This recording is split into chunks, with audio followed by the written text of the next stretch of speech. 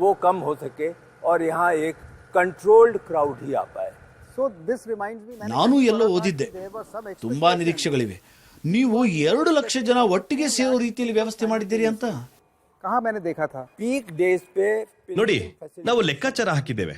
ಪ್ರಮುಖ ದಿನಗಳಲ್ಲಿ ಹೆಚ್ಚು ಭಕ್ತರು ಸೇರಿದರೆ ವ್ಯವಸ್ಥೆಯಾಗುವಂತೆ ಮಂದಿರ ನಿರ್ಮಾಣ ಮಾಡ್ತಿದ್ದೇವೆ.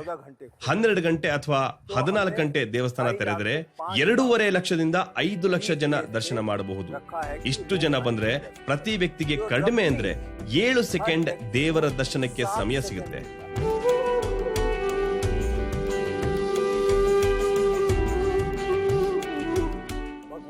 ನೀವೇ ಹೇಳಬಹುದು ನಿರಾಸೆಯಾಗುತ್ತೆ ಅಂತ.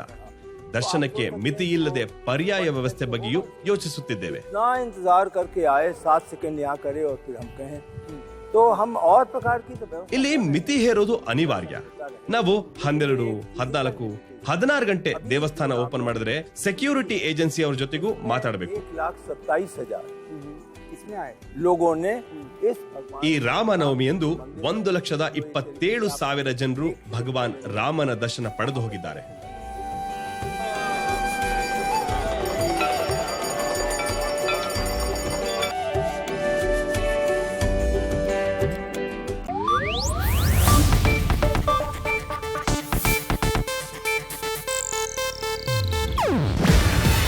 ಇದು ಏಷ್ಯಾನೆಟ್ ನ್ಯೂಸ್ ನೆಟ್ವರ್ಕ್ ಪ್ರಸ್ತುತಿ.